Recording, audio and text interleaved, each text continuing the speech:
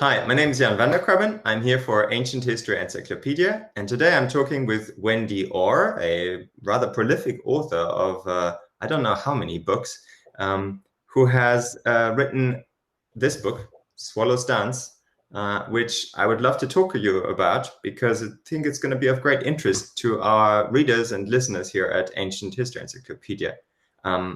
Could you tell me a little bit what the book is about and just, yeah, generally introduce it? Oh, well, thank you. And thank you for having me. You're very Yeah, welcome. It's my pleasure. this is my copy. This is the Australian copy, and Jan held up the Canadian copy. Swallow's Dance takes place in the Aegean Bronze Age, and it starts really with the eruption on what's now Santorini, which was probably the greatest volcanic eruption that's ever in history. And I had started wondering about this about 30 years ago. And oh wow, it's a long time. Yes, look, I hesitate to say this because I feel like I'm quite a pragmatic writer, but it's not always true. And I actually dreamed about a priestess climbing a mountain, Mm-hmm. and with a sort of candle torchlight parade behind her procession. And I just started wondering about it. And now I don't think it was anything very accurate, but somehow it led me to start researching the Minoans. And this was just back when I really had just started writing. And I had a fantastic idea for this kind of feminist blockbuster adult novel,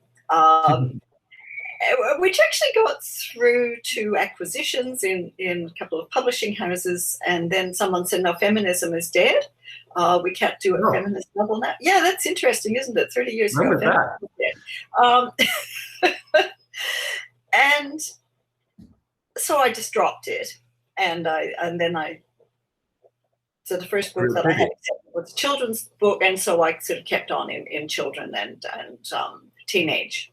I had this feminist fiction that didn't happen, but I guess you came back to it with Swallow's Dance? Yeah, so about 12 years ago, probably, I thought, well, that's sort of like 100,000 words that I'd written and rewritten a few times. Have a look at it. And I had a look at it, and I thought, oh, no, I really don't want to revisit this. This isn't like who I am as a writer. And I thought, but that world is, it had really pulled me in. And so I started playing with it. And eventually I wrote Dragonfly's Song, which ended up actually having nothing to do with that, with that sort of first premise of the volcano and all of that. And so after Dragonfly's Song, I realized that I was really returning to that sort of story. And the problem is I never exactly know how my books are formed. They sort of start forming. And my original plan was that Leira, who was the protagonist, she was going to end up as a seal maker, the little Minoan seals, but they were tiny. You really need to stare at it to see what's on it. So they fascinate me. And so I started playing with this idea, and I can't remember. I think that I had actually started planning that she would become a refugee because there was, of course, nothing left of the island of Santorini. Well, I mean, all right, the island is still there, but it was totally uninhabitable after. Yeah. So I started playing with that, and as I was writing, and while I was working on the first draft and the planning, the refugee crisis in Greece just really became enormous. And friends of mine actually went there with the UN with UNICEF while I was writing. And so, of course, that did bring it home. I don't think it actually changed what I wrote, but it changed the relevance for me. Right. So I started playing with this girl, and I think the single thing that really made my girl start off as an upper class priestess class was a report that was going around on Facebook about this. These people weren't really refugees because they had mobile phones. Oh yeah, I've read of many things like that. Yes. Yes, so obviously, if you have a mobile phone, well, it's irrelevant that you've lost your home and your country and your family, but you've got a mobile phone. And yeah, you must be well off, right? Absolutely, because gosh, who could afford a cell phone? I mean, so I started really looking at that. And so I formed this girl who starts off as a sort of upper class girl. And the premise I've taken is that Minoan society was kind of caste society. And so I put her into the priest class. But then with the eruption, she gets off in time because in Theran they had, which is now Santorini, but there was a massive massive earthquake first. Okay, yeah. Now what they do, again, things vary. It was a season or a decade, it depends which bit of research you read. But people cleared out, they had started actually cleaning, rebuilding, and then the volcano erupted. Right, and that's kind of reflected in your book as well, isn't it? And that there's the first earthquake, and then there's the village kind of half collapses, and they're already refugees on their own island before the eruption happens, right? Yes, and that's it. I mean, you can become a refugee in your own country. So I started thinking about this, and then I thought where she would go. And I took her to Crete, which was obviously their trading partner, if not more. But I wanted her to have a profession, which was obviously not going to be a priestess when you move into a foreign country, even if you start off as a sort of visitor rather than a refugee. Mm-hmm.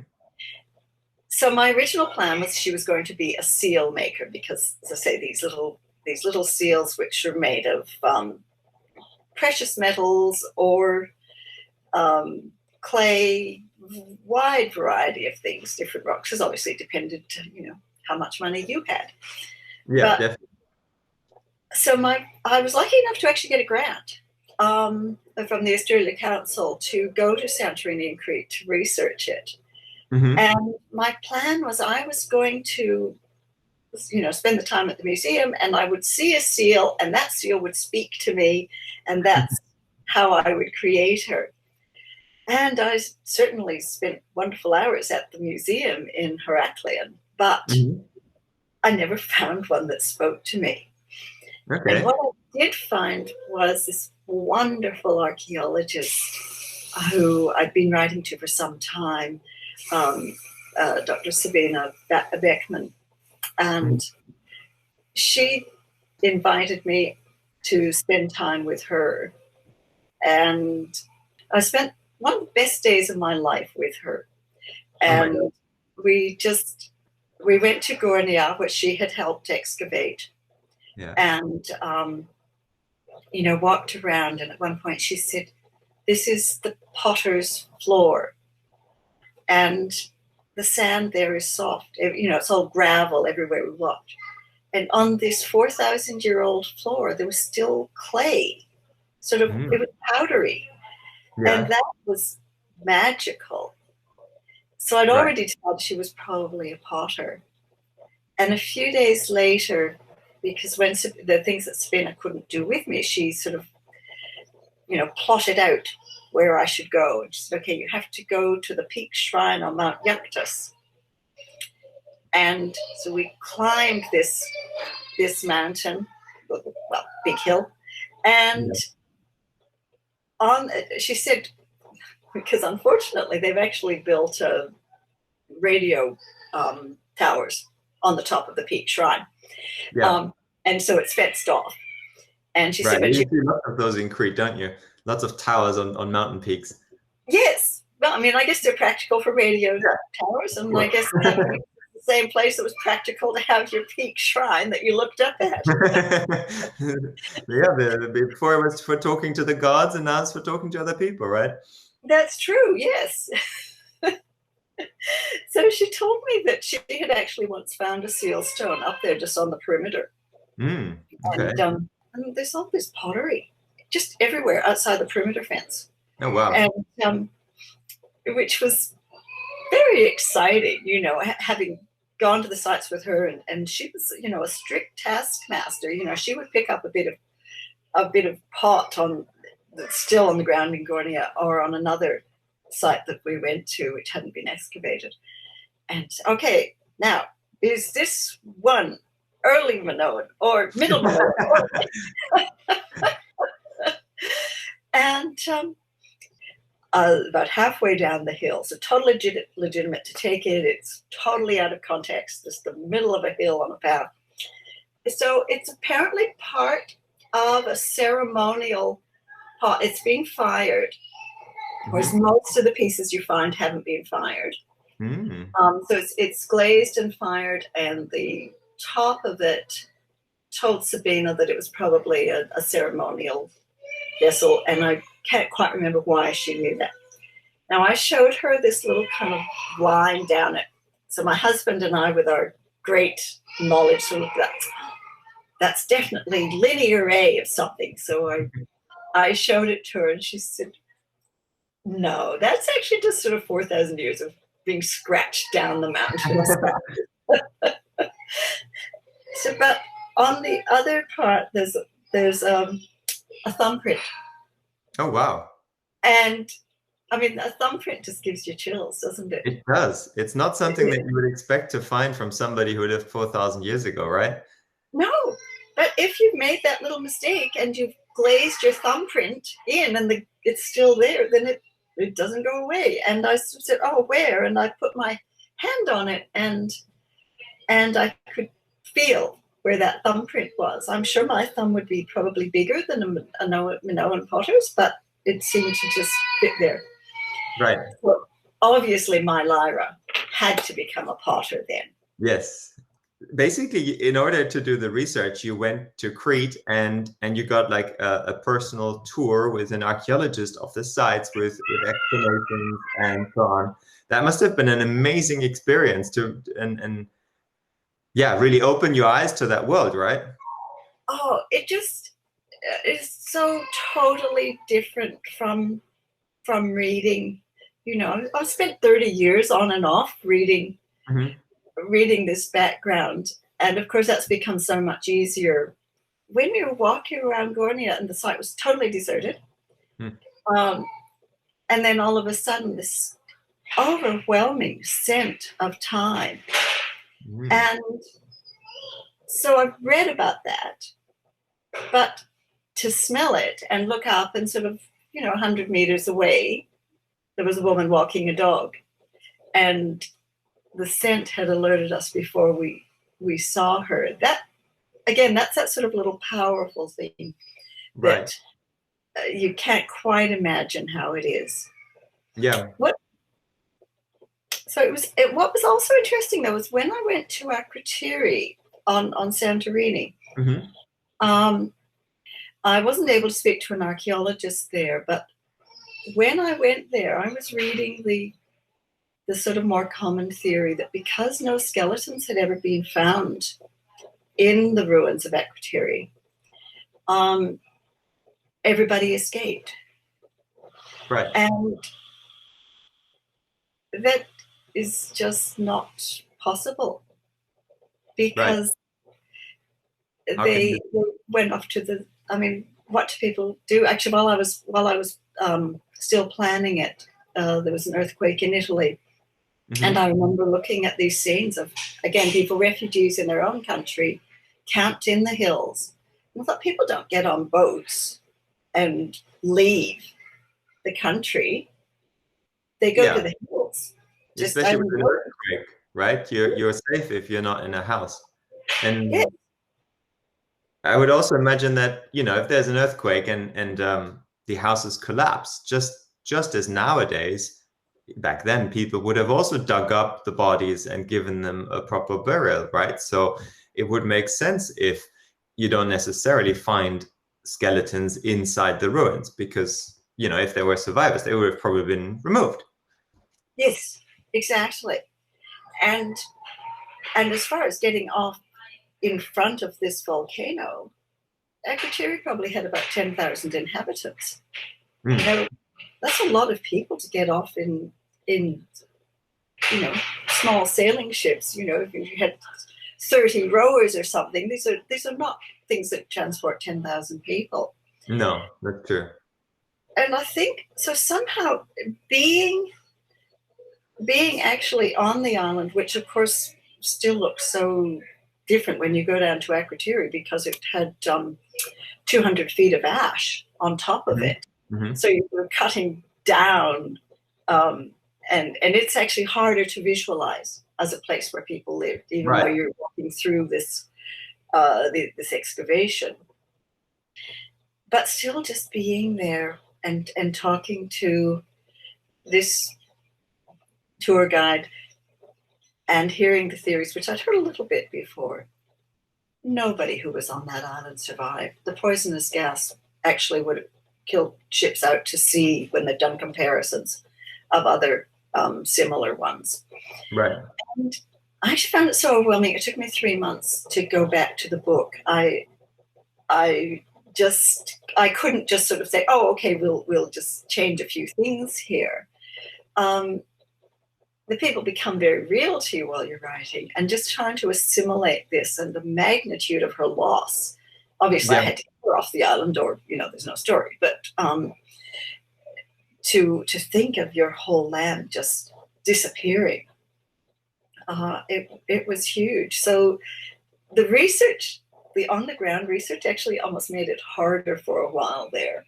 I understand. Well, I have to say that this feeling of loss and despair and not just about, you know, what have I lost, but also how do I move forward from this, especially once she escapes and is a refugee in another land that also gets mostly destroyed, to be honest.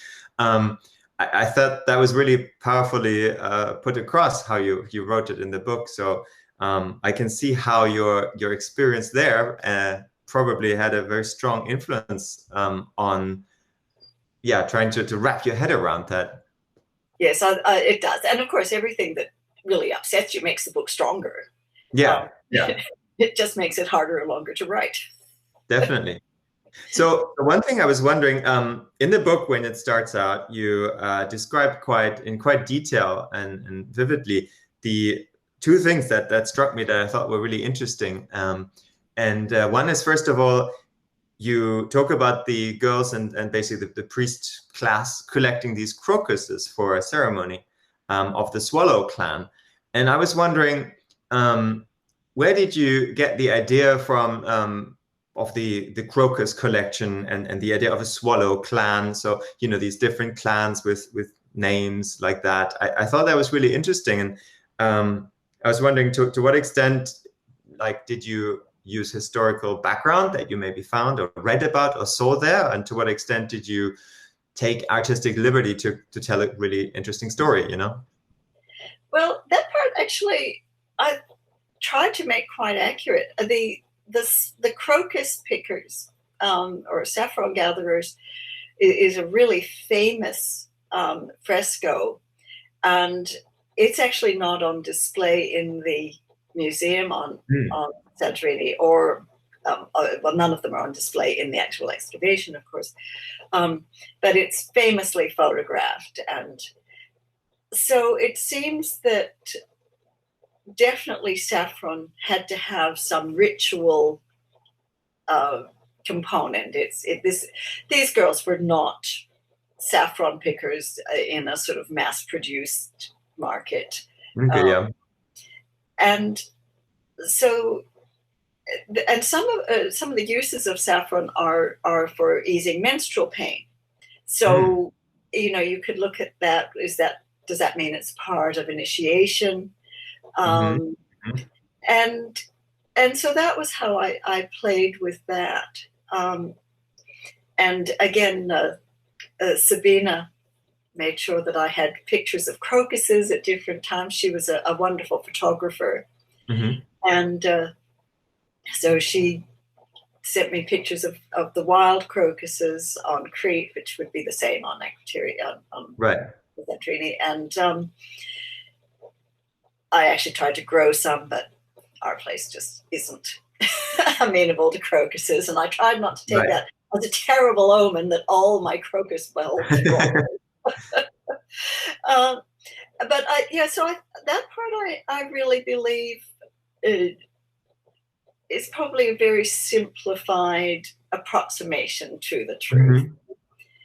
The swallows, there's a wonderful legend that swallows used to nest in Santorini, and the frescoes are full of swallow motifs. Okay, yeah. And so I think it might have even been quite a late draft. I changed them being the priest folk into being the swallow clan. Okay.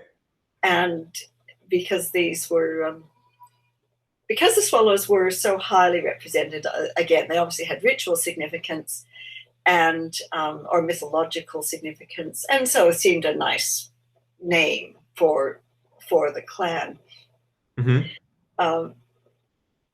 I played around with it. There's no contemporary evidence for any swallows dance, right. But some of the frescoes definitely show dance. And when the book went to print, I got notification from Academia U about a new paper that might interest me, and it was about Minoan epiphany dances with using birds, so bird epiphanies. Okay. And I believe that swallows, I'm sure that swallows were mentioned there. I don't think I've made that part up. But it was one of those moments you thought, okay, I've made all this stuff up, and actually it's probably not far off. That's great. That's really great. It was really lovely when that happens. Absolutely, I understand. I mean, you go into a lot of detail as well on essentially the social organization of Akrotiri, and I was wondering, to what extent is that based on research, and to what extent did you have to fill in gaps? Well, there's a lot of gaps, and with the Minoans, there is this kind of presumption that because it appears to have been quite a female-centric society, that everything was nice. I don't actually think that's true. Also, we don't really know that women were the leaders. It seems likely to me that it was a matrilineal society. If there's so much emphasis on women in all the frescoes and art, and you'd like to guess that it's a more equal society, but I don't think it was necessarily all flowers and dancing. Mm-hmm. And pretty well all the ancient world had slaves. True, yeah. It'd be very hard in those days to have the kind of really sophisticated, luxurious society that the upper classes had without having... slavery and essentially some sort of empire building was essential to creating larger cities, larger entities, because otherwise they wouldn't have been able to support themselves. No. The agricultural output was not there for a city of a certain size to support itself. No, exactly. And so I felt that they had to have a slave class. As you said, you've been looking into this for, you've been fascinated with this period and time and place for such a long time now. What is it that fascinates you so much about the Bronze Age Aegean and particularly the Minoan civilization, I guess? I honestly don't know. I mean, I think as a child, I read a lot of Rosemary Sutcliffe and then Mary Renault. And and as I was writing Dragonfly's Song, I actually didn't want to reread Mary Renault until I'd finished a few drafts. And then I could say, oh, gosh, I remembered a lot more of that, of the the bull from the sea and the king must die. I remembered a lot more of them than I had consciously remembered. Okay, yeah. So, you know, they certainly influenced me. But I mean, as a 12-year-old, I really believed I would grow up writing about Roman Britain. That was like Rosemary Sutcliffe's area, and that was, I really loved that. So I was kind of surprised that I ended up with the Minoans. And that's it. I don't really know how, except, as I say, this dream that wasn't very accurate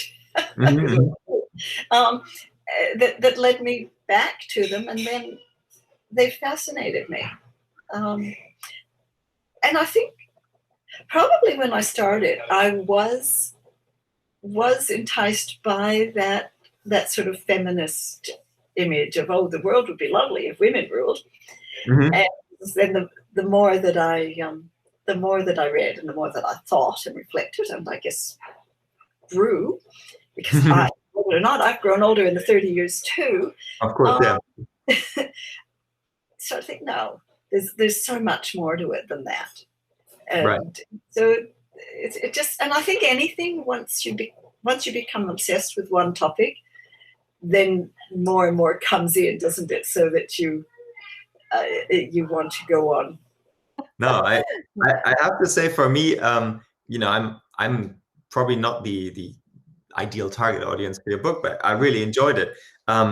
And when it starts out, it's more about the coming of age of this teenage girl, and I found it much harder to identify with that. But as soon as kind of the let's say real story starts, you know, I really got drawn in, because it suddenly becomes this thing that is actually very universal in terms of experience. You know, that anybody could have this experience, whether they are upper class or not, whether they're rich, priests, men, women, doesn't matter what age, you would still run through this same experience. And yeah, like you said, kind of lose everything. And also what I found was very interesting is end up in a society that doesn't necessarily want you. No, because it's hard to be welcoming when the times are tough for you, because and in this case, I mean, Crete obviously had huge damage from the tsunami that followed the followed the earthquake or the eruption. And also, actually, what I had first thought about before I realized that not so many people would have escaped is looking at how they reacted to a sort of flood of refugees. And but then when I was there, I decided that was just so much less likely. Then, of course, later I read more research that maybe more of them did get off in the advance waves. But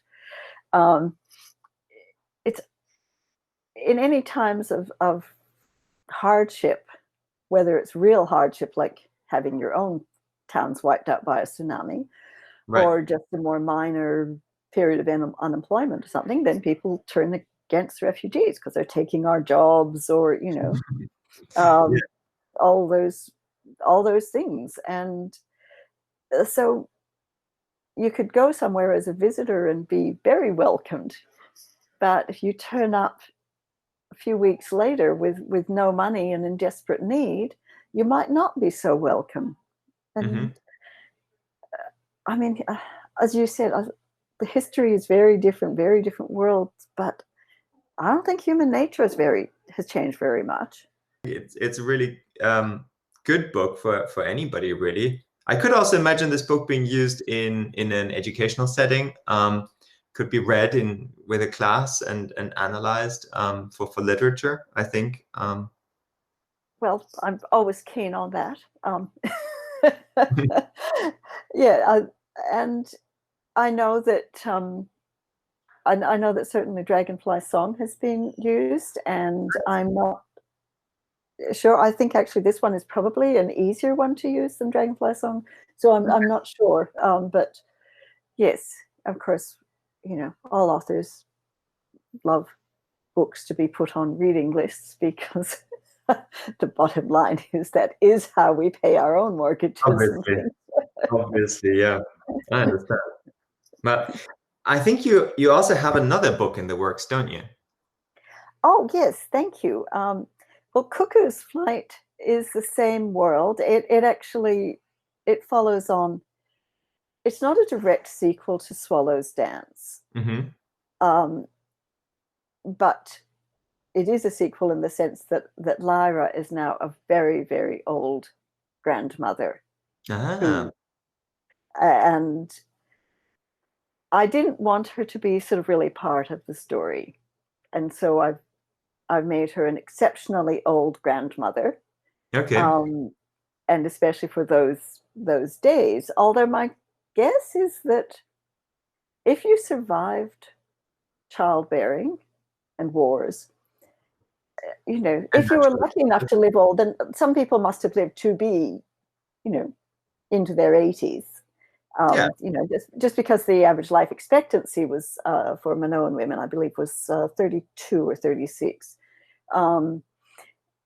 If you survived all that, then obviously some people got very old. So it's just, so it uses the same world and the same town where I had been, and then starts off in quite a different story. But yeah, so Cuckoo's Flight, it introduces more of the Mycenaean Wars, and who I've just kept as raiders. But it started because of reading a research article on a tomb that was discovered of a Minoan woman, so obviously highborn, probably, you know, a priestess or highborn woman, and there'd been a horse sacrificed for her tomb as well as a bull. So we know all about the bulls in Minoan society, and you know, think of the bull leaping, of course, and but not, and so on. Yes, but not so much the horses. True.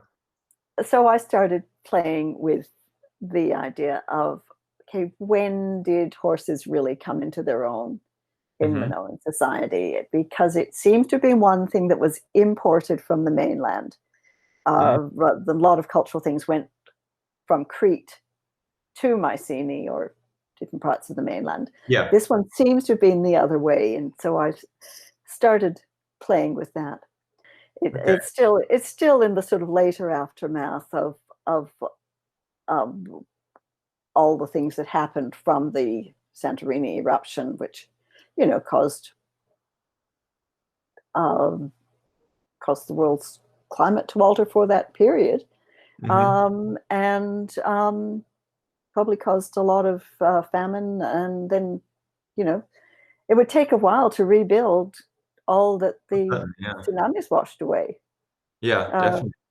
And so they were kind of ripe for places that hadn't been so badly affected to come in. Cool. So your notebook is called, say it again, Cuckoo's Flight.